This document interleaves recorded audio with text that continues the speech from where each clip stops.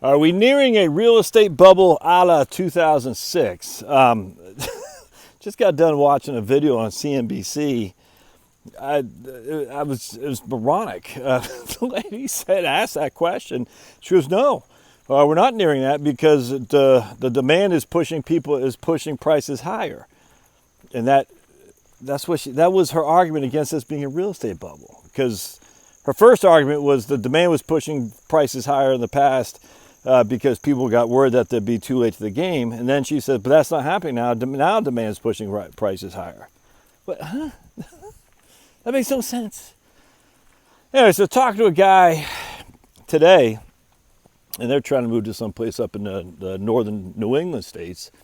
And, he's saying, for a builder to put a house on a lot, it's like $350 a square foot, I think is what he said. Yeah, $350 a square foot.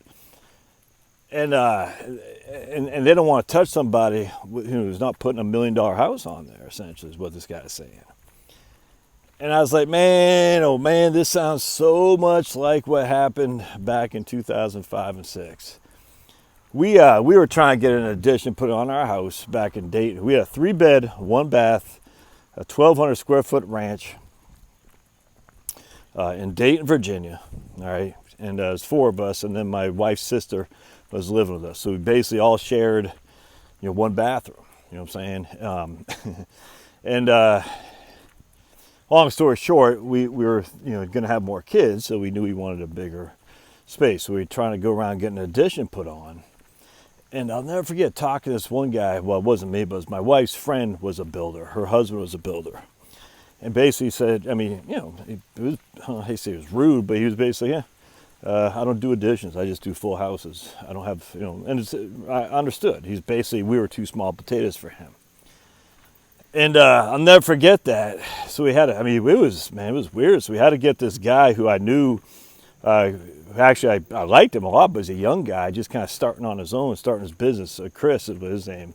And he was great. He came from Mennonite area up in Lancaster, before riots and all that. And he came down to, we were his first project, if that made sense. The guy who was hooked us up with Chris, I knew from banking. He goes, I can't do it, but I know a guy who can, and I'll just take a 10% cut as a general, essentially, let Chris be the sub. And I said, that's fine. We just want to get the addition done. And Chris did a freaking hell of a job. It was great. Young guy, I hope that guy's kicking butt. He was fantastic. Long story short, fast forward 3 years later, when the market goes kaput and all these builders, man, it's like no job too small if they're still in business. A lot of these guys just went kaput because the market just got killed. Now, unfortunately, a lot of people attribute that to the ninja loans and stuff like that, no income, no job, or asset loans.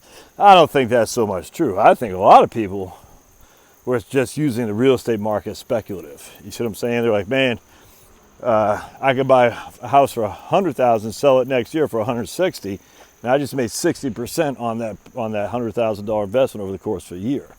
I truly, because I had that in the bank, I had people doing that.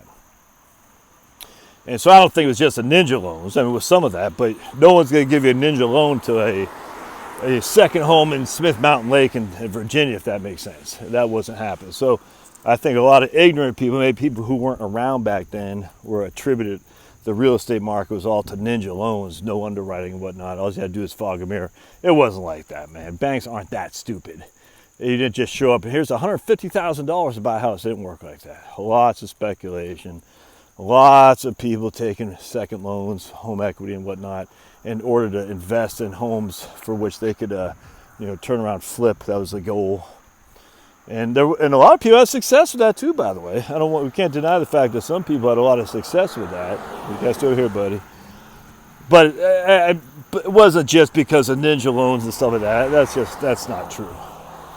There's some truth to that, but anyway, so what I'm seeing here now with my guy who's moving to northern New England, he can't get a guy to put a stick-built house on a piece of land he wants to buy for less than $350 a square foot. That sounds a lot like what we were dealing with back 15 years ago. Sounds a lot like it. Now, the funny thing is, I said, well, This lady at CNBC says, yeah, the builders, once the demand is there, the supply will keep up with it. Will it? I guess it depends on where you live. But I hate to say it, you got to have labor to build these houses. And this is a drawback for an older demographic. Who's going to be the labor who's got the skill sets to build these houses? So you need labor and you need a skill set. And then you have to be entrepreneurial enough to go into business as a home builder. They're not teaching that stuff in college, man. These kids coming out of school, young men, they're not, they're trying to be history professors or something like that. They're not trying to go into blue collar work. So you're going to have a limited supply to build homes. A huge demand for builders. Again, another reason to get learn a trade. You could and become your own boss, man. I'm just telling you. If you're a young man in this day and age, get the hell out of college in corporate America. Go learn yourself a trade. You can call the shots. I'm telling you right now, become an electrician, a plumber, a builder. The world's your oyster. You have less and less competition and more demand. You can call the shots. Anyway, so I'm sitting here thinking, all right, these builders are going to meet the demand with more supply. Are they? I mean, you can't just snap your fingers and say, hey, here's more supply. You got regulatory environment. You got to have labor. Who's going to be your labor? I mean, maybe in Texas and Georgia, you know what I'm saying? We have a lot more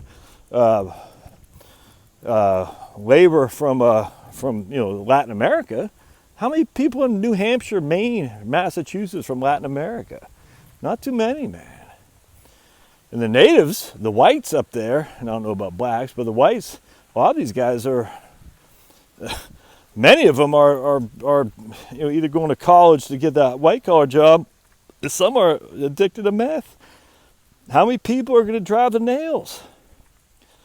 I don't know, man. So anyway, the point about this is I'm sitting there and I'm listening to this guy tell me that no one wants to put a stick-built house on for less than 300 something square foot, and they don't want to do it unless the house is like $1 million. I'm like, man, this is reminiscent of 15 years ago.